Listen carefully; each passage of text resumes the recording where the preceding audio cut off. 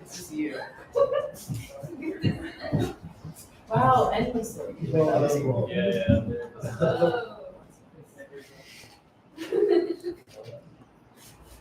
Yeah, You're ready. all right. Okay, what's up? My name is Yannick Giovanni Marshall. I am the host for today's visiting lecture series. This is part of Keller's Critical Discourse Arts and Media graduate class. We had a speaker, a month ago now? 2 weeks, 2 weeks ago, Laura Judah, speaking on Gaza and police state in Gaza. Next 2 weeks, I think, maybe a month from now, December 6th, December 6th, we will have our last speaker, and that will be Abi Sene, who is speaking on imperialism and conservation, or as conservation. And today, actually, before we introduce our speaker, Andrew, yeah. Do you want to say anything about colors at all, so we can do a little plug, or you're good? No, Alex is cool. Colors. Colors more if you're Exactly. So yeah, if you, pretty much everybody else has a connection here to colors, so I don't really have to. But maybe over there. Yeah, so colors is cool in general. Matyos Kidane is a community organizer with the Stop LAPD Spying Coalition, a community-based abolitionist group working to dismantle the national security police state. So please welcome Matyos. Cool. Thank you. Thanks everybody. So good to be here. See a few familiar faces too. Yeah, can folks hear me okay? I'm generally soft-spoken, so if at any point it's too quiet, say so, like even for my benefit. Yeah, my name is Matyos. I use he, him pronouns, and as Yannick said, I'm a community organizer with the Stop LAPD Spying Coalition, and we are an abolitionist community group based in Skid Row. We've been around since 2011, and we're fighting what we call the national security police state. What we mean by that is we're working to abolish the police, both as a local department in LAPD, both as kind of like an all-encompassing entity through U.S. imperialism, but also the culture of policing that permeates, communities and how we're deputized to kind of watch one another and monitor our behaviors. And so we think about it in a very expansive way, like that. Let me just put up a picture of some of our brilliant organizers. So we're based in Skid Row in Los Angeles Community Action Network, LA CAN. That's our home. And by virtue of kind of our creation in that space, a lot of our organizers are Skid Row community members. A lot of our coordinating team are Skid Row community members, both housed and unhoused. And the way we approach surveillance isn't like a traditional nonprofit. So it's not like an ACLU. We're not kind of approaching it from a right to privacy standpoint or even a constitutional standpoint. And that's because, when you come from Skid Row and when you're grounded in that community, the notion of having a right to privacy kind of goes away. Folks live in tents. They're not afforded the right to privacy, even on a visibility level. And as for the Constitution, we understand the United States, the city we live in, these institutions we're fighting as a continuation of settler colonial conquest. And so, General Dogon, who's weirdly enough not in this picture, but Mohammed, who's our founder, my boss and dear friend, often like to say that, the Constitution for oppressed peoples is just a framework for oppression. And so we don't rely on that for any of our securities or liberties in so many ways.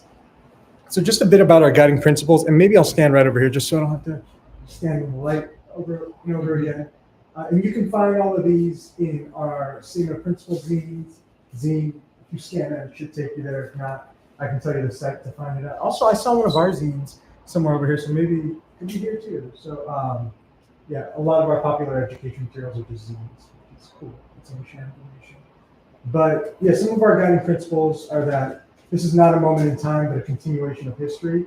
Understanding that surveillance. When folks talk about surveillance, there's often a technological connotation to it, right? There's imagery that pops up right away of maybe a white man, cameras, microphones, facial recognition technology, algorithms, and data sharing.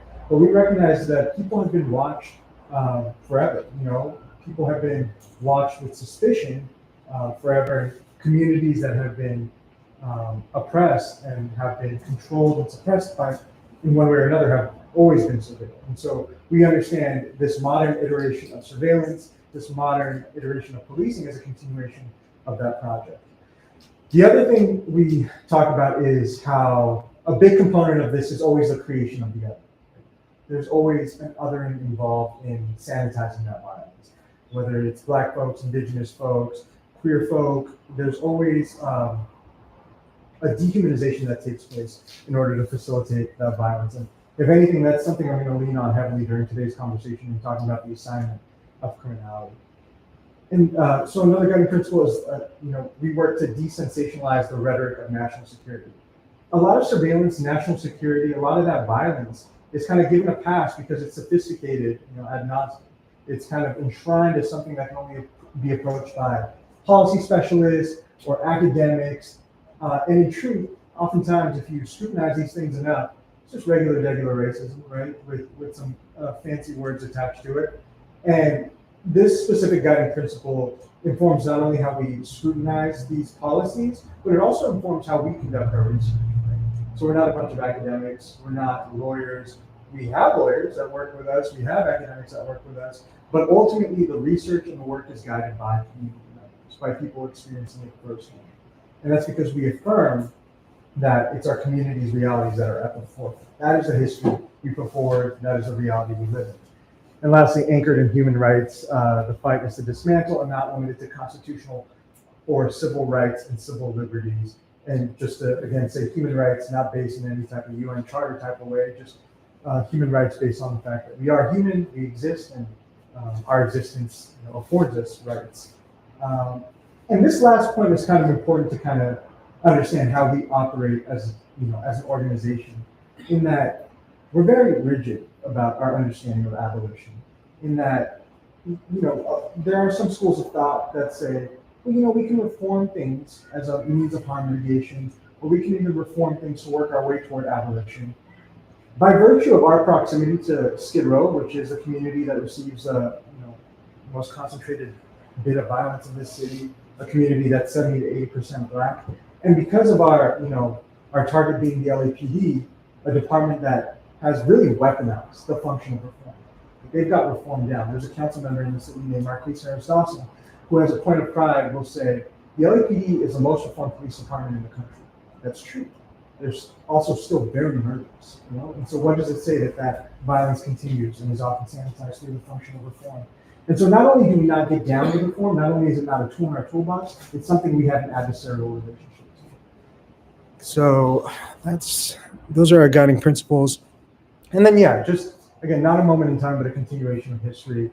These are just kind of some manifestations of surveillance over time that have landed us to this point.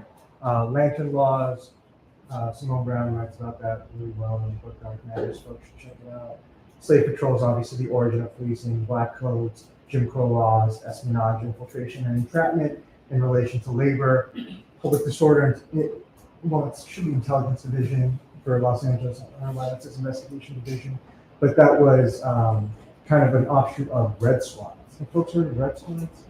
Red Squads, they're police that were kind of, it started out in Chicago, but they're police that were specifically focused to target labor organizers and leftist organizers. And so LAPD had a specific unit for that called PDID that famously surveilled pretty much everybody. Mayor Tom Bradley, the entire city council, they were largely dismantled due to the work of former Panther Michael Zinzin and his coalition against police abuses, which feels like an organizational ancestor to us in a lot of ways. So these are just other iterations and manifestations of policing.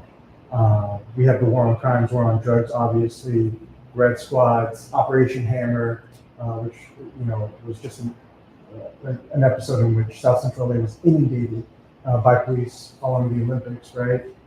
Broken windows policing, which we'll get to.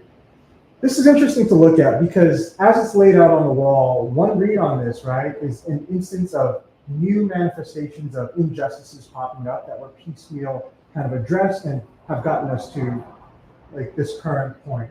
which isn't R-Read. I bring that up to say that's maybe the mainstream one, like a series of reforms. R-Read, I think, would be just kind of hammering the point that, the state, through its very existence, has an intent to do harm. And if anything, these are just manifestations of that intent to do harm despite a history of resistance, right? So we can see this as sophistications and means by which to mask that violence. And we're gonna go over some of these programs in more detail in a second.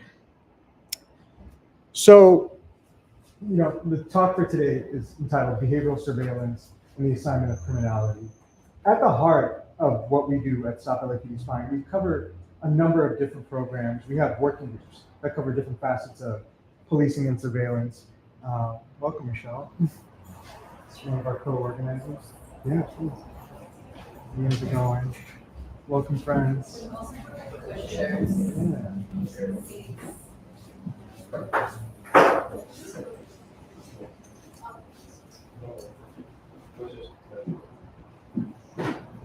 Look at folks a second.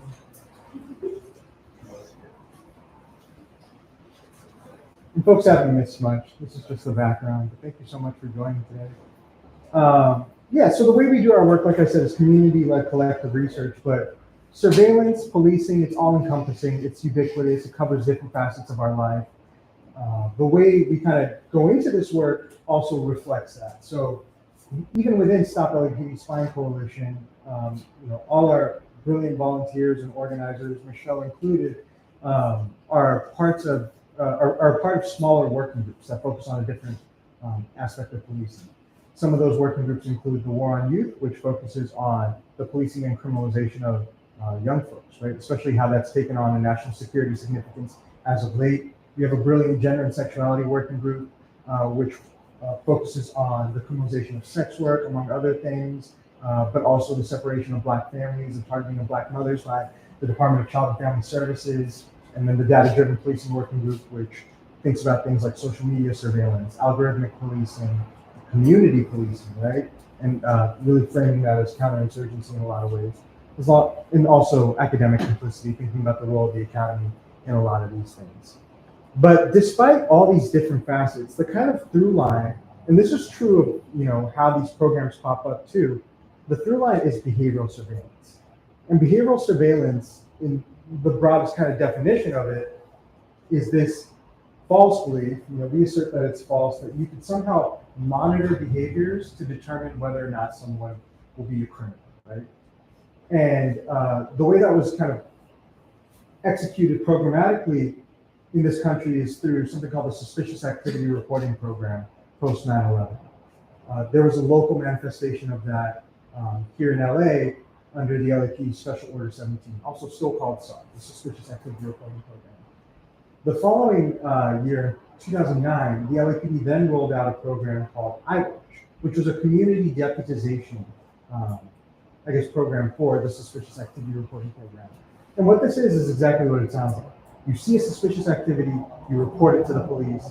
It leads to a point of interaction with the general public and police. The community deputization program popularized a phrase that y'all might have heard. It's if you see something, say something. So that's part of this campaign. That's where this came from.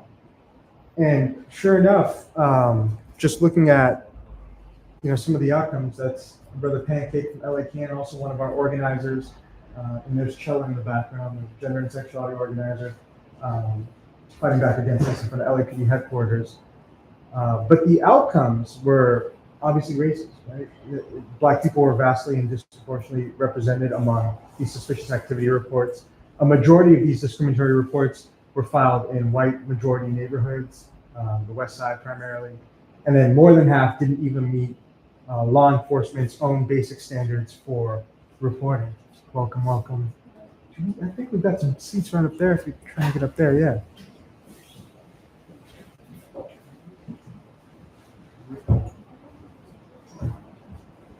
And so the coalition, through our organizing, we were able to force the city to do an audit, and that's how they found out all these results. So some folks might think, okay, well, some folks filed a suspicious activity report on someone. They didn't actually do anything wrong. Maybe, what's the worst that can happen? what we know as Black and brown people, any interaction with police is dangerous, right? Inherently. But this is also happening in the context of what we call the stop the state, but what the federal government calls the information sharing environment. And this is something that was really formalized. It's always existed in some capacity, but was formalized post 9/11 as a response to, well, the reason they say 9/11 happened was there wasn't enough data sharing going on in between agencies. And so when we think about any point of data coming from a local police agency, right, whether it's a field interview call, whether anything, that's suspicious activity report, that doesn't live in a silo. These suspicious activity reports were then sent up to Joint Terrorism Task Force that would then, if they deemed it necessary, escalate it up to something called a fusion center. Who here has heard of fusion centers? Yeah, no, you would. Yeah. But yeah, fusion centers are effectively data hubs that are run by local agencies. So the one here in Southern California, or the one closest to LA, I should say, is in Norwalk, called the JRIC, Joint Regional Intelligence Center. And it's run by the LAPD. The Sheriff's Department has a presence there, but also the federal government, the FBI, the feds have a presence there. And so it's a means by which to share data from local agencies to federal agencies. So that means the Department of Homeland Security, but that also means the Sheriff's Department. So these suspicious activity reports are a point of criminalization kind of for everyone, right? Even beyond the local agency. This is something that follows a person for the rest of their lives, right? And I would also like to highlight that how, post-Trump's election, liberal Los Angeles really put forward this notion that, they somehow wouldn't comply with ICE or share information when there was this kind of public demonization of how explicitly racist ICE and DHS would be. Through these fusion centers, DHS can access data on arrests by LAPD officers or data on anyone who has interacted with LAPD officers. So it kind of delegitimizes the notion of a sanctuary CDE works. So just to say, that's kind of how this information is shared.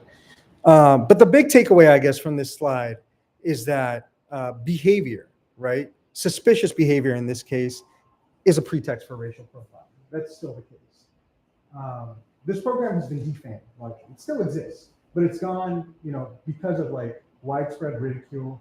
They actually have an iWatch LA app that they made when they launched this, so you could file a suspicious activity report. Look it up; it's got 1 star. It's crazy, but it's been demonized. And the reports have gone from thousands of reports to the most recent audit had about 23. I think, yeah. So shout out to this. I wasn't here yet, so this is all these folks who did some phenomenal organizing.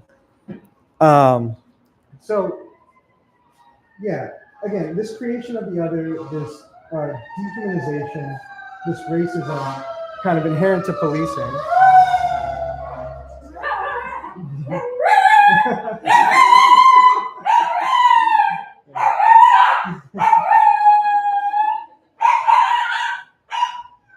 Sirens make me want to scream too.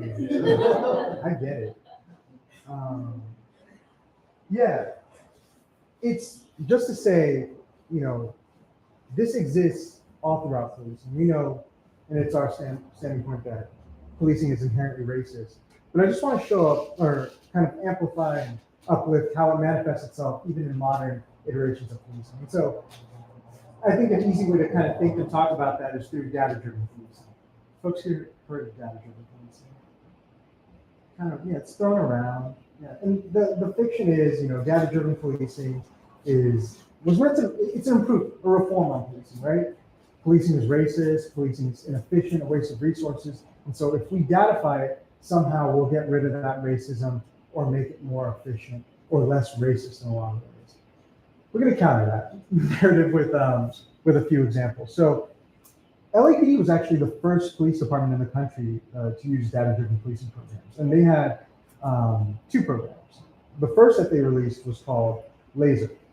Los Angeles Strategic Extraction and Restoration is the actual name. This is LAPD's own flyer. They messed up their own name. So this is, but I'm not going to say it wrong just because they did.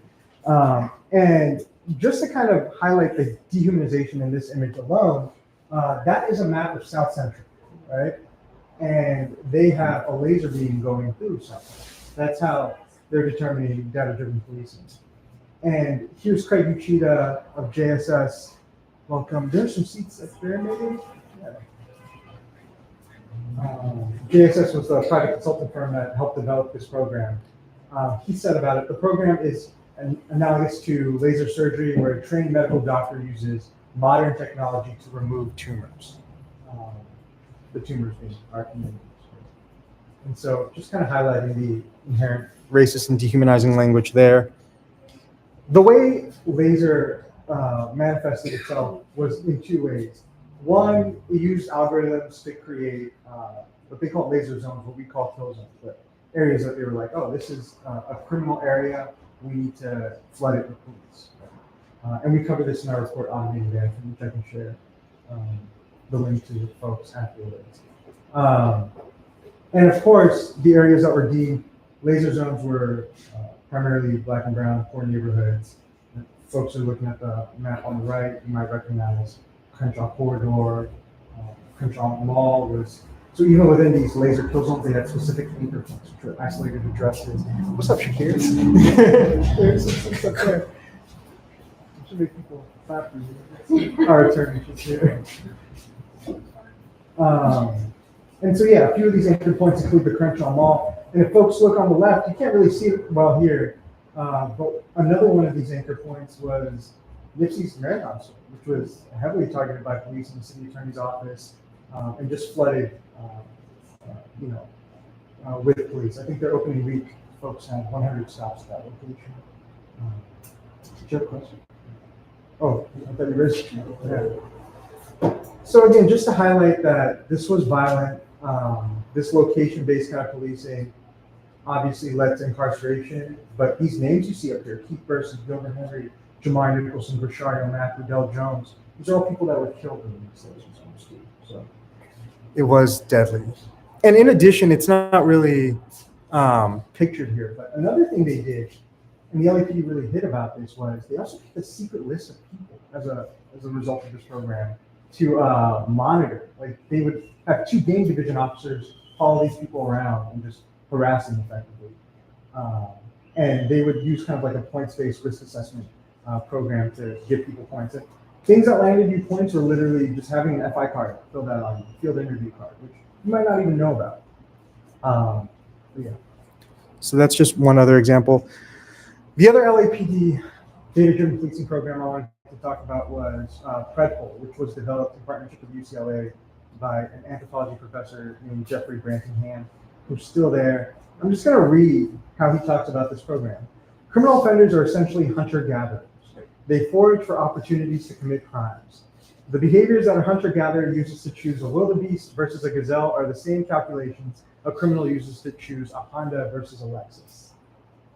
UCLA paid for this. Yeah, and rolled it out here in our neighborhoods. Again, another deadly program. This one was strictly location-based. This is just an algorithm that Jeffrey Brantingham used, I guess, to kind of create these data-driven policing hotspots. It's an aftershock algorithm, which I think we kind of uplift because what does that have to do with policing? What year is this? Do you know off the top of your head what your PredPol started? I think like 2016 or so, so that was quite early on in the program. Yeah, and then it Not that dismantled. long. Yeah, and then it ended in April 2020. Cool. So yeah, these are just some of the hot spots that the PredPol algorithm deemed criminal, to kind of assess. We highlight this map to kind of show the fact that that little trapezoidal area over there is Skid Row, and so through these algorithms, they actually did create kind of like a barrier of heavy policing around the Skid Row community, just kind of creating a prison. So that's just 2 instances of how. Oh, it's a little clearer over here. And we see some of the laser zones in that neighborhood there too. And funny enough, that anchor point, can you see this cursor actually? Yeah. So this anchor point over here is right across from our office. That's Gladys Park. Yeah, so it's another area that's deemed criminal. But yeah, just to show that this kind of dehumanization exists even like in very subtle, more unconscious ways in modern instances of policing, but it's always kind of existed in the lineage of policing. These programs have been dismantled, but they were replaced with another program called data-informed community-focused policing, which really just was a rebrand of some of the things we talked about. But just getting at the lineage, we have a really great zine I like on the LAPD police chiefs, which is kind of appropriate right now since LAPD just got a new chief. But in that zine, we kind of highlight how this mission of racialized violence has manifested itself throughout policing. And, it's really good at highlighting some of the more explicit ways that racism shows up in policing. This is an excerpt on the part about August Vollmer. August Vollmer was a really famous Berkeley police chief. They have a peak named after him in one of the parks or something. And he's often called the father of modern policing. Now, August Vollmer, he was also one of the first folks to use crime map. He picked it up from his escapades in the Philippines with the U.S. military. But another interesting thing we like to bring up around August Vollmer, who's viewed as this very progressive police chief, even hired some Black people, was that he also integrated, eugenicist texts into police pedagogy, right? And so we kind of list some of them over there, like the origin of races, race degeneration, and criminological anthropology and heredity. So just uplifting that mission. And so this is something that kind of continues on through more modern policing. Here's an excerpt from Kelly and Wilson writing about broken windows policing in March of 1982.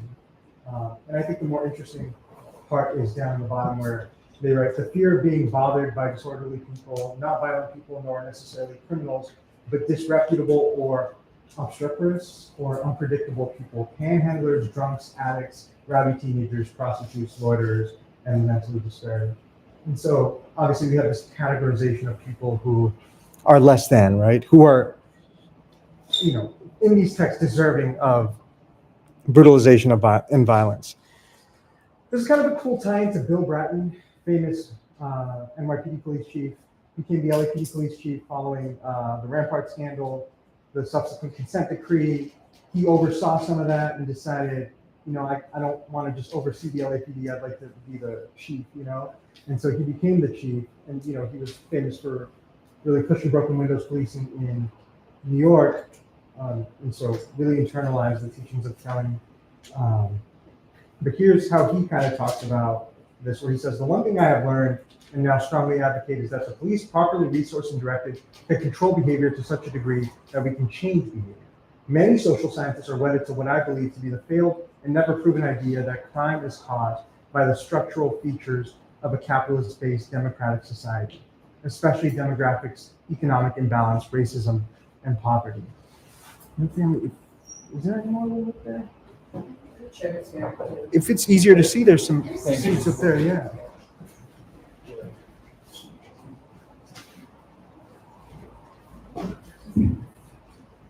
So again, just kind of, reinforcing what's unsaid here is, if it's not due to poverty, it's due to some inherent criminality. And we're talking, this is, mad recent, just after Rampart.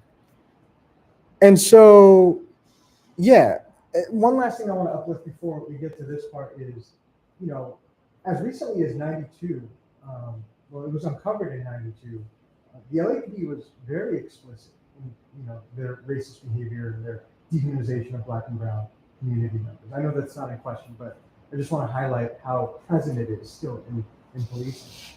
And I remember, even reading in it was written in 92, the after action report after the Rodney King meeting, how they would talk about how gang division officers in South Central would fly around with the apartheid South Africa flag, on the hood of their cars. Similarly, that's the same year where it was revealed that LAPD would use the language of no humans involved in instances that involved violence to Black and brown people, sex workers. I think the largest group was young Black male specifics. And so just while even thinking about this undercurrent, I want to read this excerpt from the LAPD's Data-Informed Community-Focused Policing Program, which was launched in April 2020, the same month that Predpol was dismantled. to replace it. And the reason it's written this way is because in our report, Automating Banishment, we draw connections between the data-informed community-focused policing program and the U.S. Army's counterinsurgency field map, highlighting that community policing really is counterinsurgency in so many ways. We could talk about that, but just to read the very top, racial and ethnic minorities may perceive the police as lacking lawfulness and legitimacy based in part on their interactions with the police or other influences, social media use, etc. This can lead to distrust of the police, which has serious consequences for law enforcement. Lack of trust equates to illegitimacy of police authority, which in turn leads to an inability for the police to function effectively. Now, we've been talking a lot about how there's this active dehumanization of the communities that receive the violence of policing. But just reading that, I'm wondering, what do folks feel when they read that? What do they hear maybe that's unsaid? Not exactly to answer that question, but just to add something to it. It's interesting that in all of these approaches, as you said, they're almost trying to co-opt the image of being reformist or whatever, trying to be like, oh, we hear you do this, the problems we want to edit it.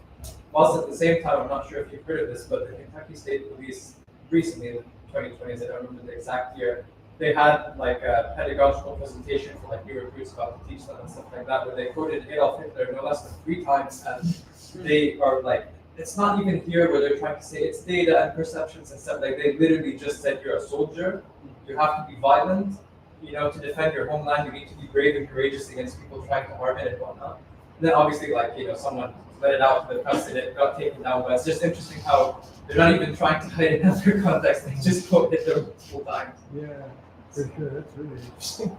I guess to answer your question, it feels like the top quote is very much focused on ensuring the continuity of police as an institution. So they're like, if we don't have legitimacy, then our institution doesn't exist anymore, and that's kind of the bottom line. For sure, yeah, absolutely.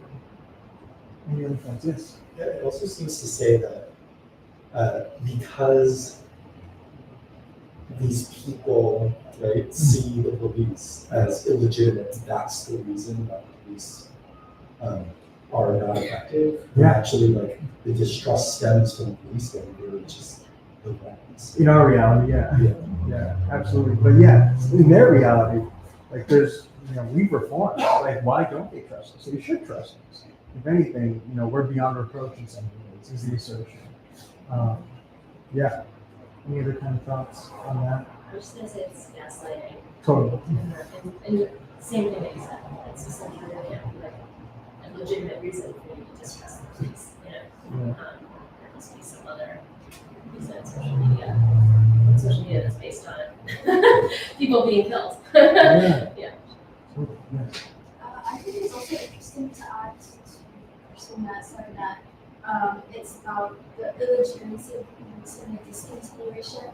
It's not like they're trying to say, oh, if this doesn't exist, then violence is going to ensue and whatever, people are going to get hurt. It's just they really stress on the idea of the police won't function. Mm-hmm. And so the state won't function. Mm-hmm. And so it's not like they're trying to say that they're even saying that the police is helping people. It's more so that we just need to control. Yeah. And that's it. Which is very honest of them. Yeah.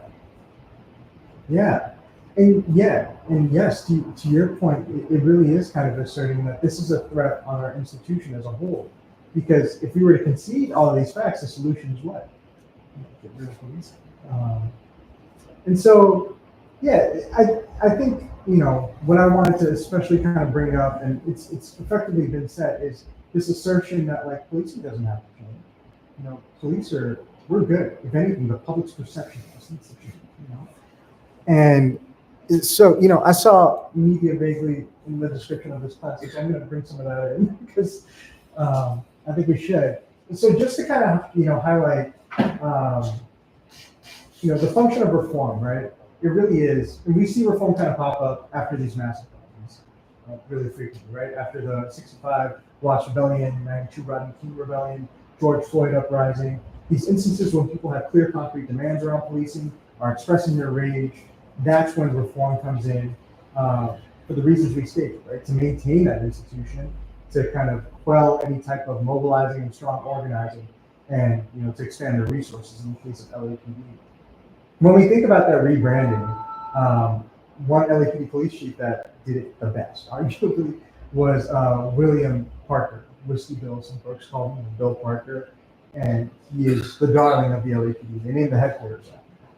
This is incredibly racist LAPD police chief who inherited, I think the word we used, and this is again from our cheat scene available on our website. The art is by an incredible artist, Quincy Clemens. He's got a great gallery at Merck Park that folks should check out. But he received a police department that wasn't legitimate in a lot of ways. People had valid criticisms of them, or people had no problem expressing outrage at the LAPD at the time. He was really in the business of reforming the police department to maintain that legitimacy while perpetuating that violence. And the way we see that is, Bill Parker was really concerned with how the LAPD was perceived by the general public. And so he immediately latched on the media. Did folks know Gene Roddenberry of Star Trek fame was an LAPD police officer? Yeah.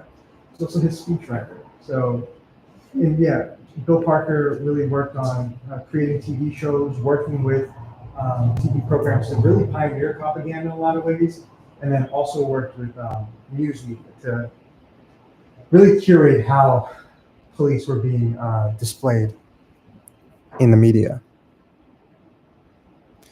So here are a couple excerpts from Set the Night on Fire by Mike Davis and John Wiener that kind of talk about how Parker did this. And so they talk about how when Jack Webb, the originator and star of Dragnet, is the show they're talking about, won network approval to produce both television and radio versions, Parker offered unlimited LAPD cooperation in production if Webb allowed the department's public information division, that's what it was called back then, to vet the scripts. Parker kept Webb on a short leash, forcing him, for instance, to never use the word cop, which the chief regarded as derogatory. In addition, as Dominic, the advisors closely examined the script to guarantee that the LAPD officers on Dragnet were ethical, efficient, terse, and white.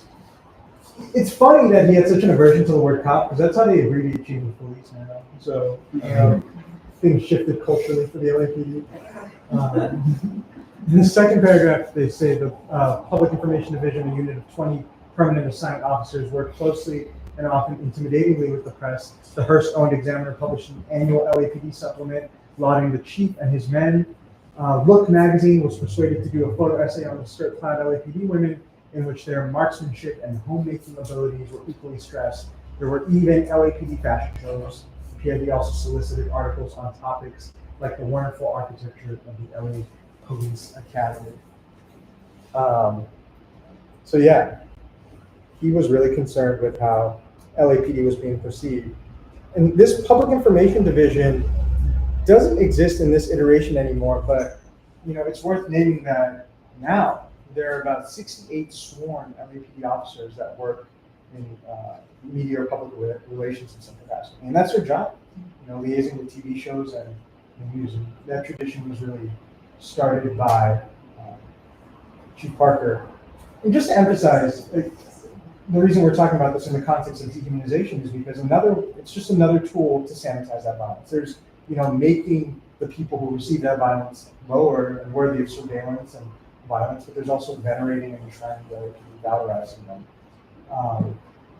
Did anyone here grow up watching local news? Yeah, me too.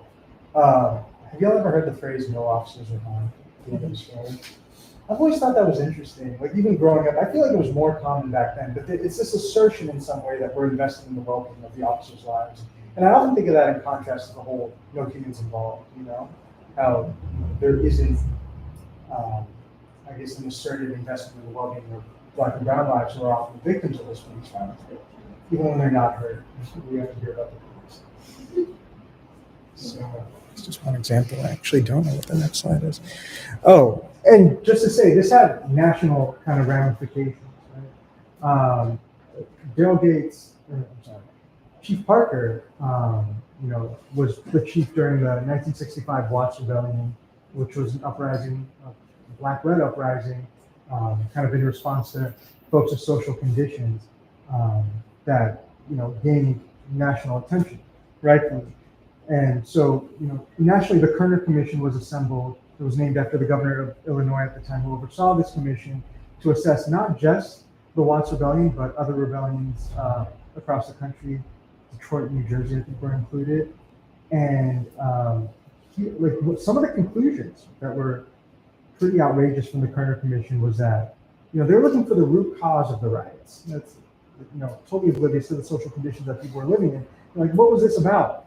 And some of the things they identified were a feeling of pride among Black men. That was one thing they identified as a cause for these uprisings. And some of the recommendations they came up with, and here's where it's important to note that one of the people who advised on the Kerner Commission, again, this national kind of recommendation for these uprisings, was Daryl Gates, who would go on to be the police chief during Operation Hammer and the Rodney King Rebellion, and was also Parker's personal driver, and really right-hand man in so many ways. And one of the recommendations was to improve coordination with police in reporting riot news, to advance planning and cooperate with the police in the designation of police information officers, establishment of information centers, and development of mutually acceptable guidelines for riot reporting and the conduct of media personnel. And we still see this to this day. This is a LA Times news story, and we posted about this on our Instagram, just kind of highlighting about the shooting of Jermaine Petit, who was not armed when he was shot. And thankfully he survived, right? But in thinking about this valorization of police, one thing that affords them is being really the sole source of information. So in this story by Gregory Yee of the LA Times, who's since passed away, the only source here is the LAPD. It's just their account, and so it's just kind of highlighting that. I think our description when we posted this was, LA Times, was this written at gunpoint? What's going on? And just some other ways that's kind of been showing up. I think another kind of way that manifested itself that I wanted to point out was in the release of our website, watchthewatchers.net. And I especially want to shout out Shakir for a lot of that legal work that he did in the development of that tool. Have folks here heard of Watch the Watchers? Okay. Well, Shakir, do you want to talk a little bit about the creation of the site? Sure, real quick, yeah, it's basically a website we developed based on years of acquiring public records about police. To kind of one of the key things was we got photos of every LAPD officer, and so then we use that to build like a database that cops up on. There's other databases like this around the country, but I think what made ours so sensational and what I think probably we're start digging into is like our framing was never like kind of, oh, this is helping with transparency or accountability. Our framing was like very explicitly antagonistic and kind of all about this is a political tool for trying to engage in surveillance on police and our communities, kind of whatever. And so, yeah, the photos and the sort of just confrontational nature of it and all this reaction. Over the years, we've been adding more records to it. We recently won a lawsuit to get the heights and weights of all the LAPD officers, so that's on there. Yeah, see a cop, don't know who they are, clock their height and weight. Yeah. We're calling out for lying about that anyway. And just to kind of emphasize, it's funny, it's subversive in a lot of ways to think about their heights and weights, but I think we need to ground the fact that when the LAPD talks about our communities, when we're reduced to suspects, that's information they include. It's our heights and weights. So it really is flipping it around on them. And Watch the Watchers before it was a website that kind of included all this information and empowered folks to really identify the police officers and name and shame them, which we've seen used in actions, right? People, anytime a cop tries to get chummy, there was one instance where CCD was organizing outside the mayor's house. And they were organizing because these senior citizens couldn't afford their rent. There were two police officers that tried to act friendly and act like they sympathize. These are the same cops that would brutalize them in a heartbeat, right? And I think it was Hunter. Somebody got on the mic, pulled up Watch the Watchers, and listed these officers' salaries. And sure enough, it was over 6 figures, right? Just to highlight that these people aren't our friends. And in fact, they make that money at the expense of of us, right? Becoming unhoused or not having the means to house ourselves. And so, Watch the Watchers, all the records came from public records requests. And in fact, the city, when they released these records, actively said we're withholding undercover officers, right? And so it was all above board. And just to backtrack a little bit in name, before Watch the Watchers was a website, it was a counter surveillance strategy that the coalition members would use that was based on an LA CAN program called Community Watch that they used during the Safer Cities initiative to monitor how police were really assaulting and accosting unhoused people. And so it's just really a continuation of that practice. I say all that to say, when this website was released, right, here were the headlines that they dropped about it. Los Angeles police accidentally released photos of undercover officers to Watchdog website. It's not true. They withheld undercover officers. Names, photos of Los Angeles undercover police posted online. It's absolutely fabricated. But because the police said so, not only did these news agencies echo that point, the mayor echoed that point about our website. The district attorney echoed that point. Hamid and I were at the Board of Police Commissioners, where the president of the police commission at the time, Briggs, stared at us and said, people have released a website that would do police officers harm. There was an implied threat based purely on this reality that the police had created, completely manufactured. And again, that's in service of facilitating violence. And that's grounded in the fact that we're meant to venerate and coddle and keep police safe, despite the fact that they are the ones that dole out a lot of this violence against us. The city went on to sue us about this website. Our badass attorney here, one on every regard. We appreciate you, bro. You shouldn't have come if you didn't want me to shout you out. And so lastly, I guess the last bit I want to bring up, and I can answer any questions about our other working groups or other fights. This is really just musings on media's role and kind of, oh, you can't read that at all. I'm so sorry. Again, a lot of this veneration of police operates under the assumption that police have been reformed. Maybe police, intend to do well and keep us safe. They're inextricable from safety. But here's a training from the Museum of Tolerance, which is, did anybody here grow up in LA? Did you have to go to that? Yeah. Okay, so you have to go I had to go to the Museum of Tolerance too. Yeah. So the Museum of Tolerance is run by the Simon Wiesenthal Center, which is not a very tolerant organization, I should say. They're a Zionist organization that has been anti-Black. They have a tweet up in 2020 comparing BLM protesters to a terrorist group. I'm forgetting which one right now. And they had an image of a Black person up too. And so they're historically, very racist and anti-Black and obviously Zionist, but they run training programs for the LAPD. Here's one called Perspectives on Profiling. Tool for police effectiveness or a weapon for bias. This is their take on profiling. Should we profile?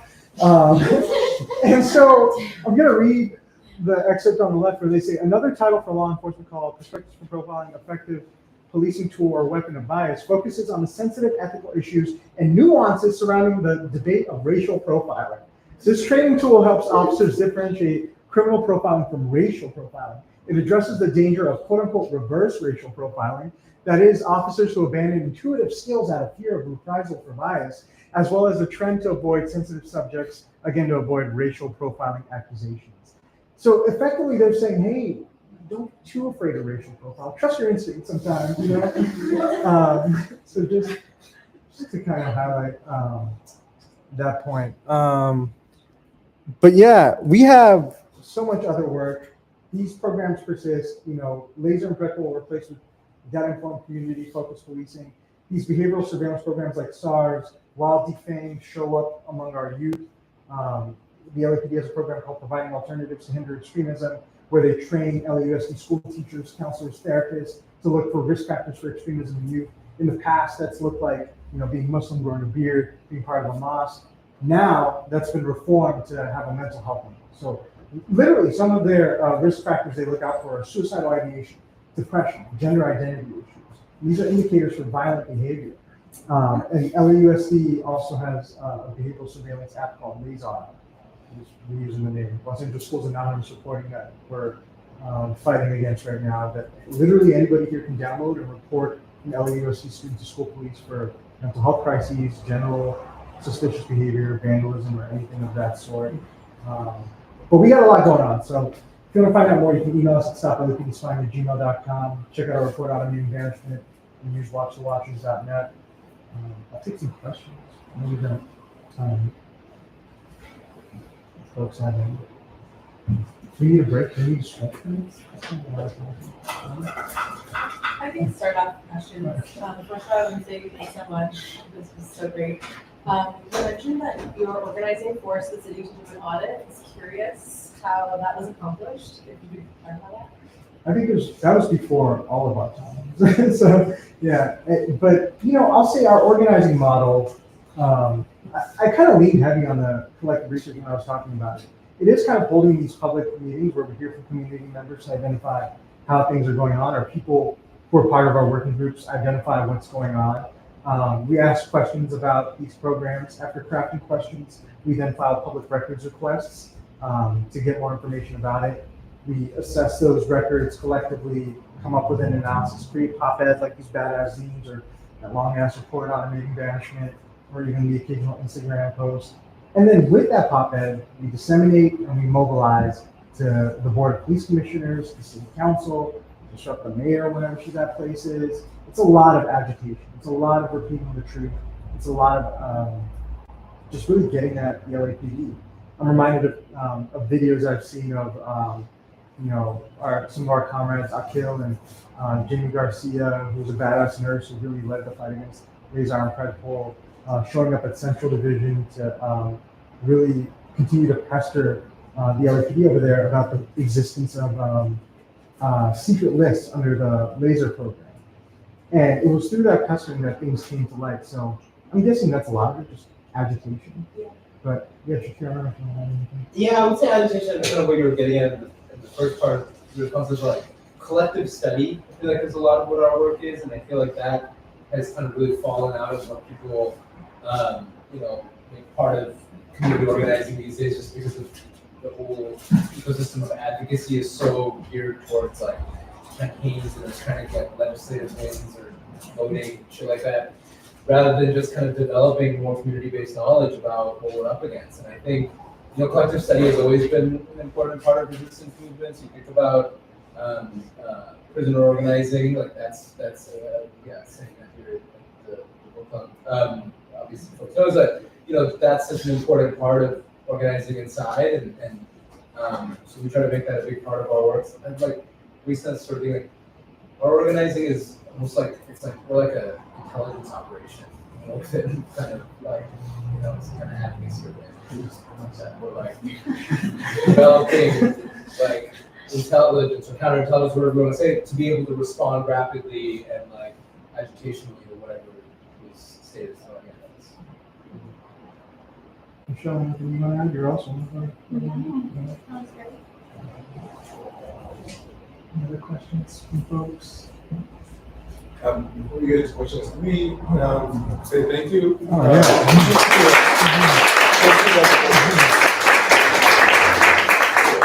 Yeah, I just had to, because this is just extremely powerful and riveting in ways that I expected, but also more than I expected. So thank you so much for that. I feel like energy again, so that's always good.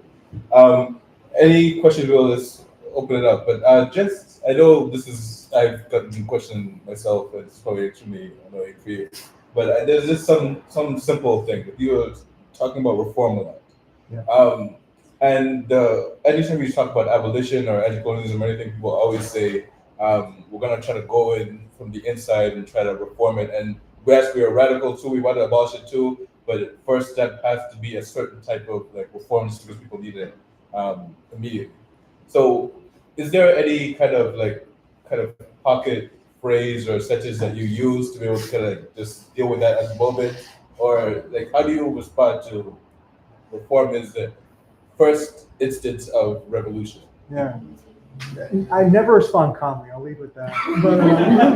But no, what's up, Lisa? I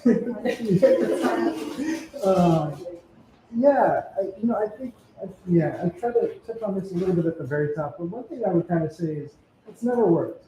How many reforms have we seen? Just with the LAPD alone. Again, to quote the great Marquis Harris Dawson, I say that sarcastically. LAPD is the most reformed police department in the country. And yeah, just to kind of uplift the fact that it's never worked historically, and not only that, it's something that the state feels comfortable using at this point. They're comfortable weaponizing it. And so I think if we're grounded in the fact that, the state's intent is to do harm, then, they're working efficiently, they're working effectively. Like, how could we possibly, get in there and fix it? The last thing I would say about reform is harm mitigation is I really love to quote, our comrade Akil, who's one of the co-leads for the War on Youth Working Group, where, he says, when we think about reform, it's never really harm mitigation. It never alleviates harm. If anything, it often diverts harm from specific communities to communities that always experience harm. So in the context of, Los Angeles, that usually means Black community members. That usually means Skid Row, are the ones who receive that violence in one way or another. And some folks like to get at the fact that, like, well, you're using reforms a lot of the times or you're using mechanisms of the state to do a lot of your fight back, whether it's public comment in city council or whether it's, the California Public Records Request Act to get some of these, some of this information that we're talking about. And to that point, I would say, and, we talk about this really brilliantly in the Know Your Rights and another, Know your facts. Know Your Fight. I'm so sorry. Thank you so much. Yeah, we don't get down with Know Your Rights. Know Your Fight. But we're not using them with their original intent. And if anything, we only use those tools if we know that it can cause a crisis for the state, in kind of in the same way that a lot of our litigation has, or it can subvert the state in some way. It can elucidate their intent to do harm, kind of show their asses in some ways. And so that's how we talk about it. We never feel like reform is a good place, but you knew that. That's a better way to say it. Any other points, questions, comments?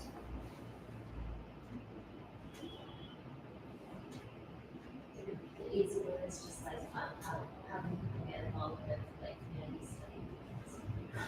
Yeah, so we have public-facing meetings most Tuesdays at 6 o'clock at LA Can. There's also a virtual option, unless it's the fifth Tuesday, we won't have one then. And so that's just the public-facing ones. We have a number of working groups that meet throughout the month that do more deep dives into these public records, do more research, outreach creation, kind of like event planning too for some of our outward-facing events. Easiest way is just to email us at stop@lapdspying@gmail.com. We're always happy to kind of make time to talk through, what we've got going on and see where folks are. Yeah, I already asked a question. No, Okay, well, this is a question kind of for Andrew as well, as well as you. Do you think like noir films and detective novels were like a precursor to local news that's like telling the story of like the chase and valorization of like the well-intentioned hero cop? You know what I mean? yeah, it sounds like it. I don't know enough to say for sure on the timeline, but totally. Oh, yeah, I mean, the whole story of police fiction goes back to the 19th century. Like, it was established as a genre then, and so there's actually been some really good work on why then, what became so popular about it. And then noir is actually often opposed to hard boiled. So hard boiled, which is like more associated with like Richard Chandler, is like a white knight cop who go into any situation and always come out like clean. And the interesting thing about noir is there's sort of a doomed cop who has a fatal flaw, and the best they can do is just kind of like survive the next day. And it really depends on who the center of the noir is. Like, because often forces of corruption are really what drive the city. So that's why noir has been such an interesting model for adoption for other genres, like the cyberpunk hacker, or other versions of where there's like someone who appears kind of like a detective, but maybe isn't actually doing the detective's job, and maybe won't line up with the police interests, but there's still that sort of like worry of it. But I will say that one of the first sort of like found footage horror films, as it were, or whatever that goes on, was shot in Skid Row and was actually advertised as like, go see the horrors of Skid Row, right? So like really early LA fiction media and stuff has always been sort of demonized and skid row, sort of taking a cop perspective. You know, I think we've wanted for a long time, especially in our campaign or organizing against community policing. Community policing people recognize as like, I watched this talk a little bit about it, it's also like cops playing football with kids. But I think it's also this kind of like working with the media and the like to kind of doing all this PR. There's all like the PR and PID, whatever stuff we're talking about up there. But like we've always wanted to tell this story of, you know, LAPD is obviously kind of the avant-garde of white supremacy and avant-garde of like technology and surveillance, but they're also the avant-garde of like all of this kind of media stuff and PR and like that type of counterinsurgency, and like all the kind of close relationships with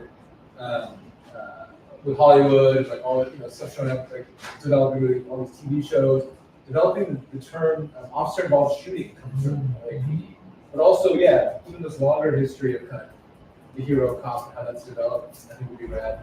Like, we wanted to always write about this specific out. Yeah, hit us out. Yeah, Kevin did a art project where he took the channel guides for all the shows that's still printed in some newspapers.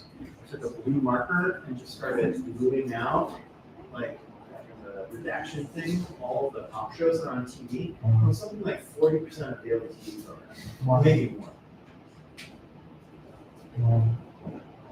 Yeah. I have another question. I found myself like watching Slow Horses or it's like a CIA film, whatever. Back in the day, I was watching like Law and Order SVU, and even then, I was not really for policing of any sort. But it's just kind of like a intoxicating vibe where you're just like, you're just gonna put it on, just watch it, and you know you're being indoctrinated, but you feel like you can handle it, and you can handle your bullets, and I'm realizing that it's almost impossible. Like I could try to boycott it, but it's going to be everywhere. It's going to be kind of propaganda in every aspect of our lives. Is there a way, like definitely the underground insurgent type of media type of thoughts you were thinking is important, but how would we like have a counter media production that kind of like produces our own things that kind of say what you're doing, your activist work and doing, but also in ways that we can like kind of enjoy, just daily kind of put it on while washing dishes, etc. Is there a way to do that? Is it very resource heavy? Are you doing it already? Like what? That sounds like a great idea for a new working group. I'll say this, you know, a lot of our pop ed development, a lot of our activities really do try to embody effectively that spirit of subverting kind of what's going on right now and creating sustenance for ourselves. We have a monthly movie night that we host in front of LAPD headquarters.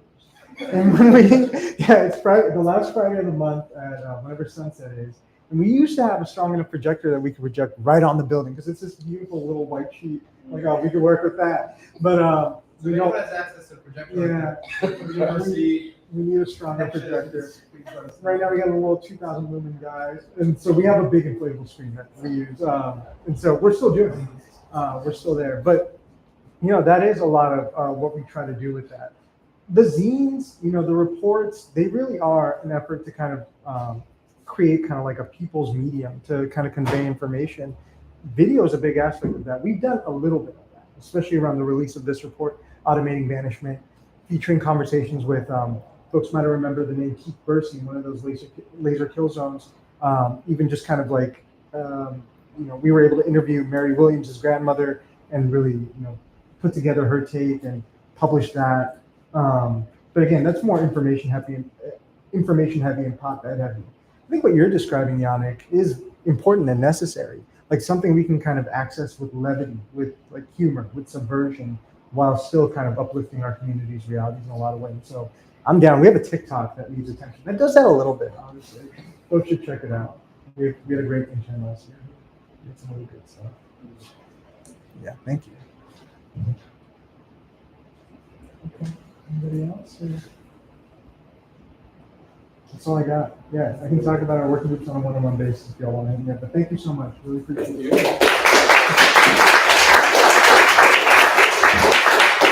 So, I want to again thank Matyos Kidane and Criminality please, because obviously I'm sure that if people want to get in contact, they'll find a way to be able to get in contact and make it available. Thank you, Erica, for actually making this kind of thing possible. All you see is being done by Erica, so yeah. Oh, and MK, of course, yeah. And you are. Okay, so yes, we might have a few chocolates and stuff like that. So if you want to kind of like mingle and talk, and then hopefully we can exchange information, etc. Yeah, thank you for coming. Thank you.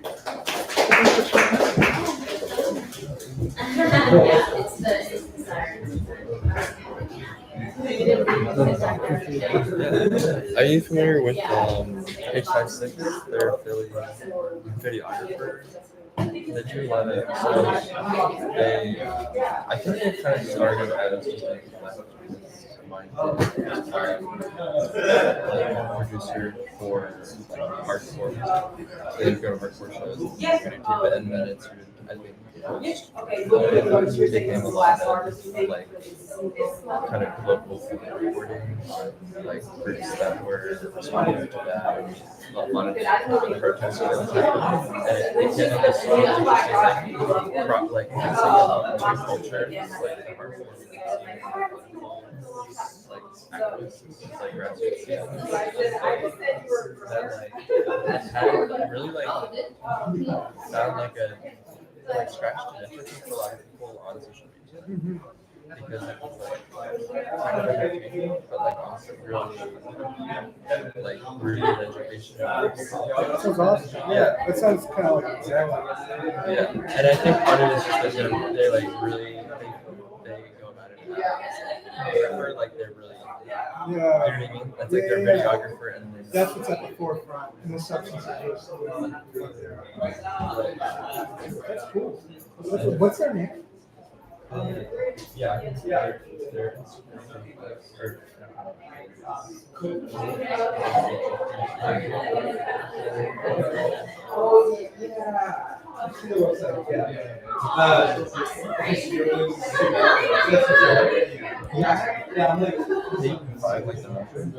That's cool. letter six. Like that's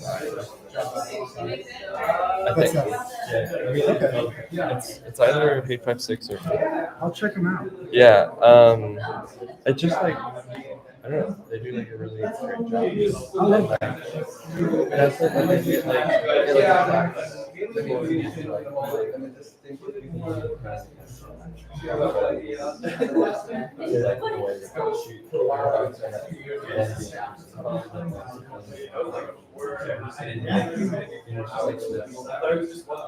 Yeah. I mean, like the